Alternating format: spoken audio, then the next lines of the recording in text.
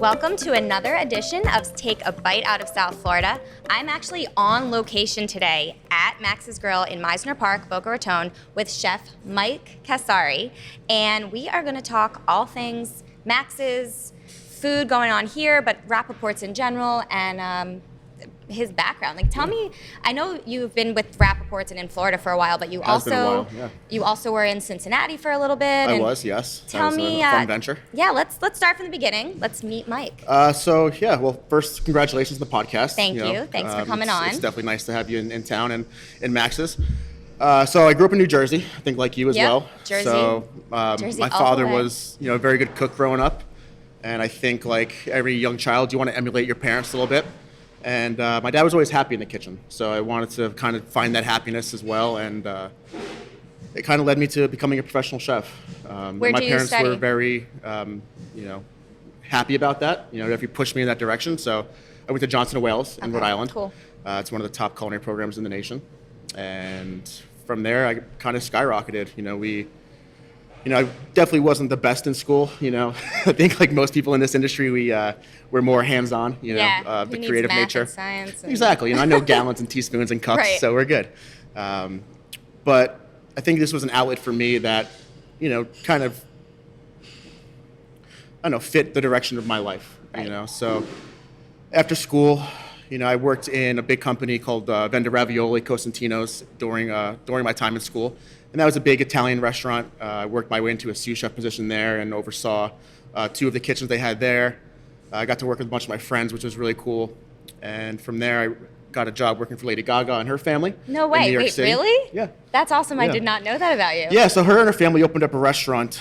This was probably 2014. Wow. And I got a job. It was on 77th in between Columbus and Central Park West. Okay. I'm sure it's still there. It was a nice little Italian restaurant.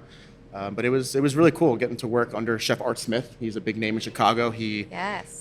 He had, I think it's called Blue Door now, but he had Table 52 way back in the day. So it was nice to work with somebody of like a celebrity nature, kind of see the standards that he wanted to put into a New York City restaurant. And it was a good experience for me. So Very it definitely cool. helped me grow as a leader, I think, in the kitchen. And then I went back to school. And after school, I landed here with Bert. A friend of mine, had an opportunity, and I landed at Deck 84. Right, So, that's where you started. That's where I started. Yeah. So and that was did you about were you 7 years ago already now. were you already in Florida, or did you come No, to Florida I came for to the opportunity? Florida for the opportunity. Very cool. I did my research on the company. Again, the friend I had in the past really enjoyed working for the company. He was a manager in the company as well, so it seemed like a good fit for me. And I wanted to kind of change my scenery, my location. Yeah. Being a chef, you can work anywhere in the world. Who doesn't love coming So to South Florida? yeah, I mean, until then it was just trips to Disney and Universal and Yeah. kind of the family vacations. So I never really got to come down here and experience it as as an adult. And I fell in love as soon as I came down here. I live in Delray, which was convenient when I was working at Right. Deck. And it's great. Delray it's like a quiet version of your big city. Yeah, and if you came to Delray 7 years ago, you've seen it the, evolve. The change, the the changes evolution in the has been last 7 great. years Yeah, I mean, is there's crazy. a lot of big restaurants there now, a lot of nice little shops. My parents come to town; it's their favorite place to be. So it's one of mine as well. Yeah, same. I live in Delray. I love it. It. But Max's has been here for over 30 years. Yeah. in Max's and Boca. I have the same birthday, I think. Really? And it's funny. I've been coming here since I was a little kid. That's the cool thing about Max's Yeah. is being here so long. We have a very unique clientele. We have definitely our touristy attraction because we are in Meisner Park. Right. So everybody who travels and comes to South Florida, comes to Boca, they want to be in Meisner Park. But being here so long, we have a really good local crowd. Yep. And it's Regulars. like you said, it's people that have been coming here for 30 years, coming with grandma and grandpa back in the day, and Yep. now they're middle aged as well, as they're coming on their own, bringing their kids. So Yeah. it's really cool to uphold that standard of Max's Grill. It's been here for so long. It's nice to know that we have a real pull in the community and that people really enjoy coming here for so long. It's definitely high on my list as one of the most consistently good, and just for me, I have memories of coming here as like a little kid, coming to Meisner Park, visiting my bubby and here in Boca, coming to lunch at Max's, getting ice cream, there was a shoe store. I can't remember what the name of it was, but I have this like very vivid memory of trips to Meisner that were lunch here at Max's, ice cream at, I don't think it was Sloan's then, but whatever Okay. ice cream store was here, getting a book at a bookstore, and getting a pair of shoes. The full experience. Like, I guess I've just been a shoe addict since I was like 3. Same. But that's just, those are like this weird memory I have. But Max's has just been a part of my Boca experience for as long as I can remember. Yeah, I think it's a part of a lot of people's experience. Yeah. So I think that's why we strive here to, put out great food, have great service. Yep. Those are 2 of our, company Culture, culture, culture points. The menu though has evolved over the years. Like, what are has. some of the things you've been at Max's for how long now? 4 years now. 4 years. I started 2019. What's it been like being here over 4 years? How have you been able to evolve the menu? What's going on here that is new? There's a lot of new in the last couple of years. Yeah, absolutely. We've been very fortunate that Bird has put, some investment into a sushi program here. Yep. We've brought on a dry aging box as well That's recently. really cool. So we've been able to play around with dry aged steaks and pork chops. This summer, I'm going to work on some fish items as well. I've been seeing, a bunch of chefs doing like swordfish and dry aging tunas for crudo. So I want to, experiment with that a little bit. But it's great because being in South Florida, we have such great local produce all year long. We have access and to I really so like to much. eat fresh. As much as I think food can be overwhelming, I like to keep things a little simpler, focus on the fresh Yeah. ingredients we have, really big, bold sauces, let things really stand out for themselves. And I think with the local produce, the great fish we have around town, we're able to do that. We partnered with the local ranch up in Chiefland called Quincy Cattle. Okay. So all of our steaks, and they come from them, so they're all either high choice or USD prime steaks. And then once we dry age them for a couple days, they're just even better. So Wow, that's awesome. It's a really great, I think, challenge for us to, be on the cutting edge of some of those things and have the opportunity to play around and kind of work on new ideas for the future. So it's nice to have these items in the restaurant to work with. Yeah, you have a lot at your fingertips. Yeah, What are exactly. some of your favorite things to cook here? Ooh, What is to your cook here, favorite dish? When someone orders it, you're like, oh, I'm so excited about this. It's usually something on the special board because Yeah. that's what I'm excited about that The day. specials are exciting, But yeah. if it's something off the menu, the salmon entree, although it's ordered 40 times a day, Yeah. it's a classic here. Yeah. You can't go wrong with that. I really love the Can you Brussels sprout. describe the salmon Yeah, entree? it's a maple ginger glazed Atlantic salmon. Comes with a wok veggies, mix of bok choy and Napa cabbage and red peppers. Oh, that does served sound over good. jasmine rice, and it's amazing. That sounds it's delicious. The reason it's one of our classics. We are doing a new Mediterranean vegetable dish. It's vegan, so it has like a baba ganoush eggplant spread on the ooh. bottom. There's pickled mushrooms in there, Ooh. fresh summer squash, some arugula. It's a really great dish. Some And roasted the- cauliflower. That sounds definitely Shaina really good. approved. Yeah, that is definitely Shaina friendly. The menu changes often along with the seasons, right? You swap out different dishes depending on what's fresh and local. Yeah, absolutely. And I think with our crowd, in the wintertime, we try to give them something more braised. When it is a little, being in South Florida, it's always hot. But Right. when we get those 70-degree days, we can have some braised we get like chickens and some short a weekend ribs. of cold weather. But I try to keep the menu really fresh. I think, again, Colorful. people come to South Florida, they expect to see, really colorful plates, a lot of fish, Seafood, a lot of yeah. mangoes and pineapples and tropical fruit. So we Yeah. try to play into that here, I definitely. love that. And the sushi program too is really unique, and I Yeah. mean, it's the dish. I love Max's. I love it here. But okay, so we know what you like to cook here. What do you like to cook for yourself at home? Like, what's some of your favorite things to make? At home, I'm normally making fresh pastas for myself. I like Oh, yeah? I like to dabble in fresh pasta. That's definitely one of the things I'm better at, I think. Okay. Especially, being of Italian heritage, and a lot of the restaurants I worked at in the past were very fresh pasta focused. Yeah. So we do a lot of fresh pasta here for specials. But when I'm home, that's really kind of what I like to do. For me, it's, some people like to meditate. I like to, Cooking cook is and, like and make meditation? my fresh pasta and relax. But I work on things for here a lot at home. Oh, yeah. Like experiment. I'll try and like workshop something. My roommate's also a chef.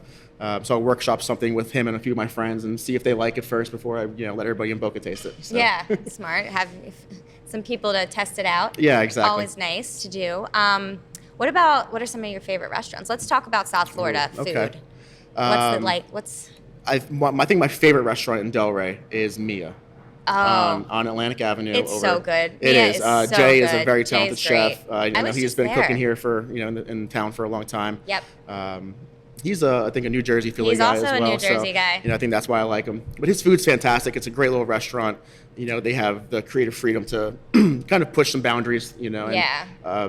Service is always great. It's 2 blocks down Cocktails from are my really house, good, so too. it's a good Oh, place yeah? to be. Oh yeah. I was just there for drinks recently and had like, it was such a good, I can't remember exactly what it was, but there was like cucumber and elderflower and it was Oh like yeah. a champagne They have floater. a great espresso martini. Yeah. One of my favorites. And their food is just fantastic. There's like, I think it's the pork belly fried rice. That is phenomenal. That yeah. is just, oh my God, it's so good. Yeah, So they do good. a nice job there. It's no free plugs, but they'll get one. Yeah, Jay deserves it. He does. What else? What outside of Delray? Outside of Delray, recently I was at Oceano. Oh yeah, up north, another good one. Named Jeremy Bearman. Yep. That was a fantastic meal. We sat right at the chef's table and was able to watch him and his sous chefs cook. And they were, friendly. It's great when the chef gets to serve you. And we ate our way It's a through the good spot. menu. Again, they change their menu every day. So Yeah, they change their when menu I go, every When I go single next, day. it'll be It's different. crazy. So I like places like that. I was younger. I worked in a place like that, so it definitely kind of hit home being in there. And, Yeah. It's small scale compared to what we do here. They have 25 seats. We have 350. But Oh my God, it's yes. it's nice to go out and enjoy those kinds of meals and see what other chefs in town are doing. Draw some inspiration from those guys. Exactly. It inspires you.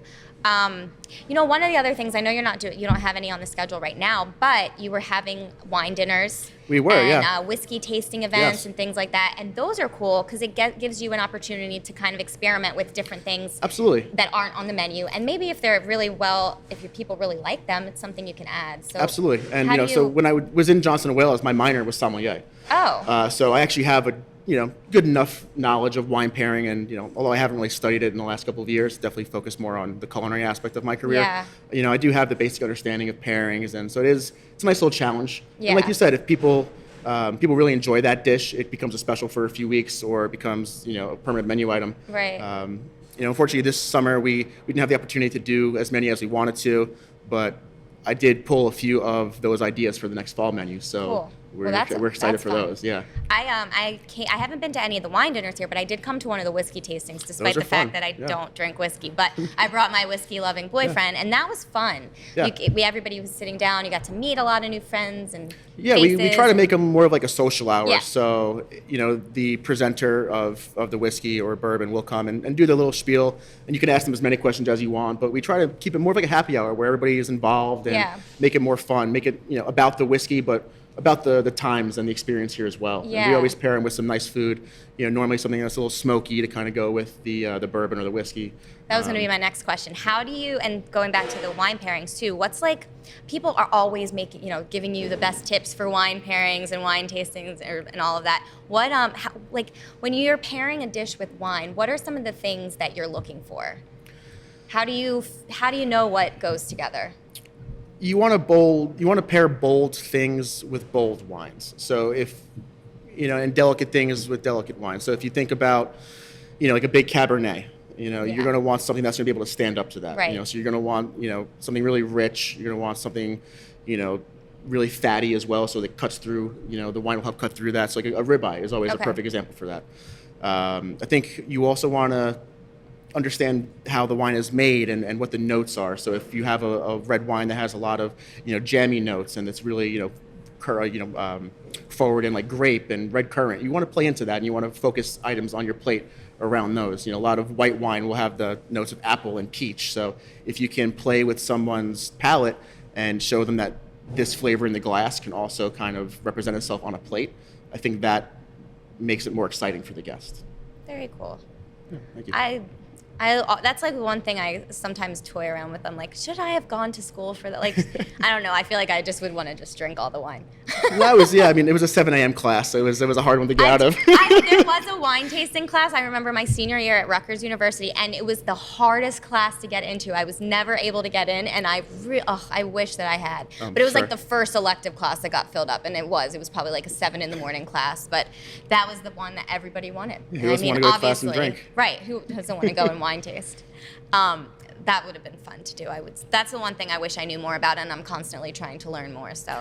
And it's ever changing. Yeah. Wine, like food. There's people who are just pushing the boundaries on wine and growing, different varietals in different conditions that aren't so traditional to like that old world French, Italian style, Spanish style of wine. There's people who are taking those grapes and growing them in different conditions in Argentina and California, Oregon. So the New World wine is really I think, exciting because it's a lot of tastes and profiles that people aren't used to. Yeah. You know, but there's always the classics. You know, you have your Beaujolais, you have your Bordeaux, you have your Super Tuscans, and there's a place for all of those. Those Right. are the foundation of where, you know, great winemaking started. But it's really, I think, important that, like with food, you know, people are pushing the boundaries on things. So like wine, cocktails, all encompassing. Yeah, agreed. Let's talk more about restaurants in general. Do you have, I love asking this question because people have really interesting answers. Okay. Do you have any pet peeves when you go out to eat, when you go to a restaurant, being that you work in a kitchen, in a restaurant, and you have so much experience, are there things that you notice, because you probably notice more than the average diner? Yeah, I try to be the incognito diner when I go out because I work in the industry, I don't want to create a problem. Like Oh yeah. Unless my steak's like so overcooked, I'm not going to send anything back. I just don't go back. Yeah. You know, but I think my biggest pet peeve, and unfortunately happened recently, is greet when I sit down at a bar. Mm-hmm. If I'm just acknowledged or greeted, I just want to be acknowledged. I understand the bartenders are very busy behind the bar, but I sat down at a bar the other day with a friend of mine, and there were two other people at the bar. I thought they were being served already. Bartender didn't talk to anybody. We actually got up and left because it was 7 to 8 minutes of just of nothing. Of nothing. I hate that just too. on his phone, didn't acknowledge anybody. It was egregious. So That's I think horrible. that is. That is a bad one. Like, And again, just it's give I'm me not like gonna a head nod I'm or not something. gonna not gonna disclose where it was. They No, just don't. won't get my business anymore. Right. You know, and it's a shame. That's kind of how I feel about it too. Like a lot of people always ask me, like, do you ever negatively talk about restaurants that you go to, or do you ever give bad reviews? And I'm like, not really, because like I'm in the business of marketing and like helping these restaurants. So like, yeah, if something bad happened, I'm gonna go to them personally and let them know about it. But I'm not gonna like announce it to the world. Yeah, exactly. But if I go somewhere like on my own, I'm not like invited, like a thing, and something really bad happens, I just don't go back, or. And there's been a few things that have happened in the past where I'm like, I just refuse. I'm like, it's going to be a while before I give a second chance. Look, I know that every restaurant has a bad day. Yeah, You know, that's true. You have at to Max's, take that into consideration. We strive for perfection, but to be perfect is very hard, especially when, you have a big staff. Yeah. And things just can fall through the cracks. That's life as it is, Right. who doesn't have a bad day? But there's some things I think that are a little egregious. And, Yeah. But for the most part, I don't like going out and making a scene. No, of course. Because a lot of people around town know me now, so they know who I am, and, Yep. and I don't. And you don't want to be that I don't want to be person. that guy. 'Cause Yeah. I don't want them to come in my restaurant and have that feeling either. I'd Right. like them to come in and enjoy enjoy themselves, have a everything. good time. That's true. You're right. Everybody has their bad day, especially like for a place like Max's that has such a great reputation in the area and everyone knows it. It's been here forever. You have this standard to uphold, right? Yeah. And if one thing falls through the cracks, that's the one thing everyone's going to notice. Exactly, And it's like on one of my previous episodes with Mike Mayo, he said you could do 100 things right, but that one thing you do wrong is what people are going to notice, and it's you just gotta. Yeah, and I think we have a great front of the house staff here. We have a great management staff here, so we're able to catch those things, I think, a lot quicker. Yeah. Yeah. And we try to rectify it with the guest here. Right. If we do we overcook something, we miss a modification. We want to make it right for that person. We want to make it right for the guests. We want to make sure that they leave Max's Happy. Grill thrilled, and then go back and tell all their friends, hey, they made a mistake, but they so quickly rectified it. It was like it never happened. Yeah. And I think that we do a really good job of that here, which is very fulfilling for us. Yeah. When I was, back in the day when I worked with Rappaport's very closely, one of the things that I did was handle the Yelp and Open Table and those reviews, and that was something that I did notice. The team was so quick to respond, always happy to help and rectify the situation in whatever way needed to be done. That was something the marketing team did really well, and Bert and all of the management and chefs. I thought I was always very It was like we were saying, you can have a bad day, and when we have a bad day, we're going to tell you we had a bad day, or you're going to tell us first, and we're going to Right. apologize, Yeah.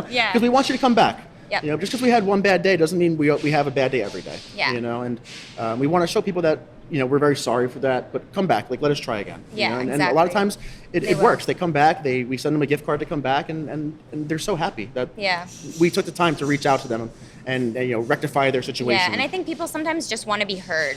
Absolutely. Absolutely.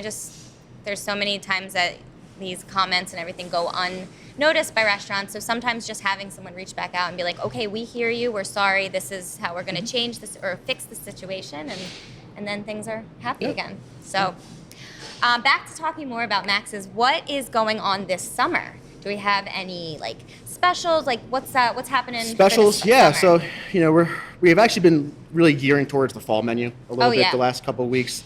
But now these next couple of weeks, I'm really diving back into the summer ingredients, and again, like the dry aging box is something we're really working with. We've been doing a lot of taking the steaks and rubbing them like gochujang or milk powder, and really kind of pushing the limits on what kind of flavor profile we can incorporate into the meat, instead of just dry aging it and letting the meat speak on its own. Like, can we alter it a little bit? Flavors. Yeah, exactly. So we did like a really nice a gochujang crusted ribeye the other day, a little pineapple fried rice, and some kimchi that we make in house. And the guests really love this, so we're gonna probably roll with that for a little bit. That sounds delicious. But gochujang, it's a little spicy. A little spicy, a little funky, Yeah. So, but once it crusts the steak and we peel it off, and because once the steak is dry aged, the outer layer needs to come off. So all that comes off, and what you're left with is this really great, kind of a little bit of a funk, if you will. But it's like that dry aged, really extra beefy flavor, if you will. Can you tell me a little bit more about the dry aging process? It's not something I'm very familiar with. Yeah, so we do very simply here, because we normally use a lot of whole products, like whole ribeyes, whole strip loins, whole pork loins, and traditionally, the box is set at a very low temperature. It's like 1.9 degrees Celsius, and it has air flowing through it. So you really just dry it off and put it into this box. And we let it go for anywhere from 25 to 35 days. We've experimented with a 45-day before, which we really enjoyed. And it's really about the time and the environment in the box. So that will help you concentrate the flavor of the product that you put in there. So if it's pork loin, you can actually, if you look to your right, if you notice how the steaks are turning in color a little bit. Yeah. What's happening is now all of the marbling and everything is really essentially concentrating the flavor of the steaks. So once we peel all that back, the insides are super bright and red, and it's a phenomenal process. Because there's salt blocks in that box, so there's a salinity in the air that helps dry out the meat and really concentrate the flavor. That's so cool. Pretty cool. That's really cool that you do that in house. Last summer we had more of a charcuterie program, where we had some soprasadas in there. We had some charcuterie items. We did a capicola. We did a few. What else we did? We did some Chinese style sausages that we dry aged. So it was. This is just for using for dishes. You don't sell the product like somebody can come in and buy no, we don't sell it by the pound like that. But these are used daily for our specials. So we have like a log that we keep that as something's coming out, something else is going in.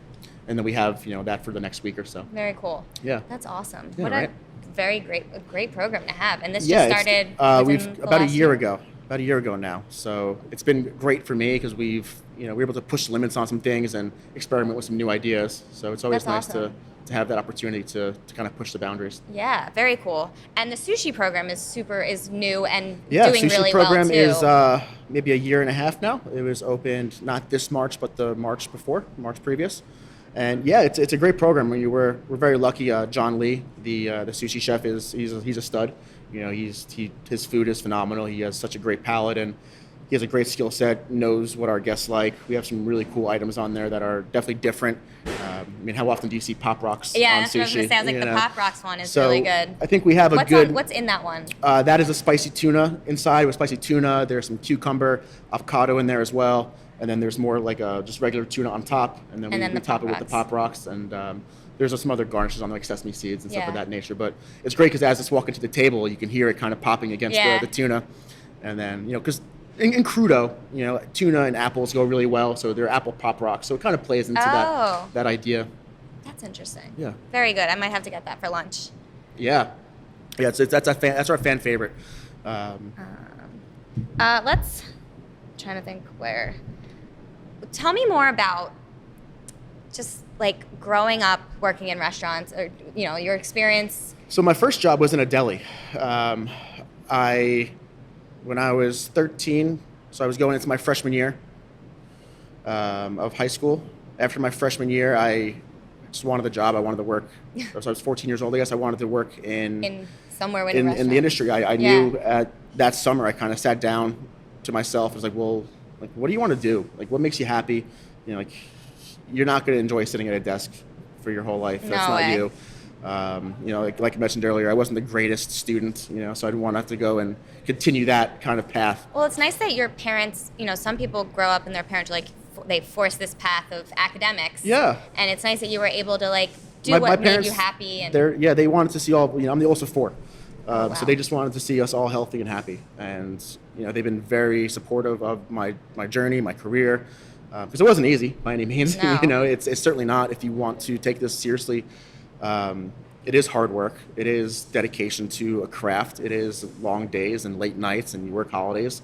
And the fact that they understood that is great. And they've given me all the tools to succeed.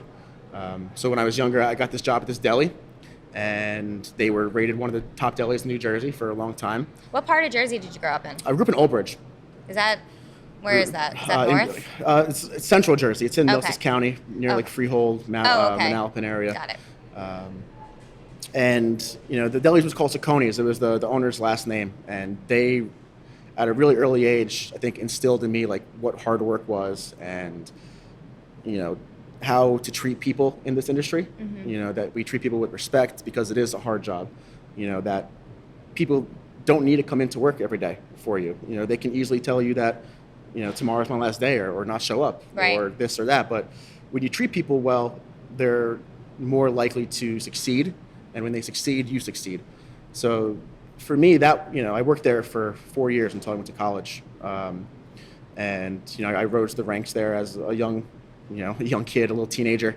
And I just loved it. I loved going to work more than I loved going to school, because it was fun for me to go in and learn about food every day, and just work with people. You know, so I would work at the deli front a little bit here and there and Yeah. talk with guests, but I really loved being in the back with all the guys in the back, because they were the ones that were cooking all the food. They were doing all the big sandwiches. They were making the chicken cutlets, doing all the cool stuff for the deli cases. And it was Yeah. like, that's That's you know, where I want to cook with you guys, you know, because they all had great palates, and they were just, you know, hard workers, and it was, you know, they gave me a skill set at Yeah. a young age on how to hold a knife correctly. So when I got to culinary school, I was, you know, I say this very humbly, but I was ahead of a lot of people in school, just based on the fact that I worked in the kitchen already for 4 years before I went Right. there. You know, a lot of people, you're required to have some experience, but what that experience is very vague for some people. Yeah. You know, I was physically cooking, you know, like roasting roast beefs, roasting turkeys, you know, working. It wasn't really a hotline, but it was a production line, Yeah. if you will. So So you had that It- experience. That was your education more than like after yeah, school. yeah. You know, working in that deli. they gave me this way when things at school were, it just resonated a lot easier. You know, I was like, oh, I know what this guy's talking about. Now I understand the science behind it, but I understand the method already. Yeah. So it definitely helped. You know. Culinary school must be so like there's just so much. Do you Yeah. you learn like about like all the different techniques obviously, but do you also learn like different different cuisine and Yeah. So the way Johnson & Wales is set up, or at least at the time I was there, you're broken up into trimesters, and two of your trimesters are labs. So it's a 9-day lab. One of the cool things about Johnson & Wales was you only had school Monday, Tuesday, Wednesday, Thursday, so it was a 3-day weekend all the time. Nice. So it's a 9-day lab, so it's essentially two weeks of school. And in that 9 days, it was a certain subject. So it was stock, soups, and sauces. It was French cuisine. It was international cuisine, and you learned every day was a different country. And traditionally, they broke you up into like little groups within your class, and you know your team was responsible for making a couple dishes for that day. And then another class would come and sit down as diners, and another class they were servers for the dining room. So it was a really great way to kind of emulate a real working kitchen. Yeah. You know, like, okay, today here's prep. We're going to do service. You know, you guys are the servers. You know, there was a mocktail bartender in some instances. That's pretty cool. It was really cool. It was definitely not what I expected. You know, Yeah. I didn't really know what to expect going into college. But it was what I needed, I think. You know, it was definitely a good. Again, my real experience before then was working in a deli where it was structured, but it wasn't professionally structured in terms of like this is a real working kitchen. Right. So it gave me the tools to succeed there. And then, you know, if you take your 2 year, you can graduate with your associates I went on to do my bachelor's degree, so it was a little more time. But for me, that was, I think, more important because I already had a good understanding of cooking and flavors, and I did take a lot away from the culinary labs, but having the business knowledge to understand, how to make money, how to save labor, how to analyze your costs, how to analyze, everything of that nature, how to, a little bit of marketing here and there, and, what kind of team you need to build. And I think that was really, for me, what was more pertinent. Yeah. That and was that really allows you to bring so what I much needed to the table, because, then it took me from just a cook to a manager. Yep. It took me from somewhere where it's like, okay, I can create food, but can you handle a staff? Can you actually run a restaurant? Right. There's a lot of guys who are, and gals who are great cooks, great chefs, but aren't great managers because they don't have that experience. You need the skill set for that. Of understanding P&Ls and things of that nature. So for me, that was really great profit loss. Oh, so it shows how much business knowledge I have. You can come to our meeting tomorrow. We can go over the P&L tomorrow with you. Maybe. But it's things like that I know, especially big companies like this, they look for. Yep. They want to see that you understand your costs and that you can run the business as well as the food. Yep. So that's important. That's absolutely. Definitely useful. Yeah. And helps get things done. Well, thank you so much for doing this and allowing me to come and film on location here at Max's. We'll do it again soon. Yeah, absolutely. Now I am starving, ready for lunch. Yeah, we'll cook you some food. Let's go cook something up in the kitchen. Cool. Just for everyone else out there, you can follow Mike on Instagram. You can. It's my name, Chef Mike Casari, at Instagram, and we also have the Chefs of Max's Grille. Which is myself and my team. We just post what we do on a daily around here. And also Max's Grille at as well. Max's so Grille you as can well. follow all of those on Instagram. And thank you guys all for listening to Take a Bite Out of South Florida. Please rate and leave me a glowing 5-star review. And subscribe, share with your friends. And until next time, keep taking bites out of South Florida.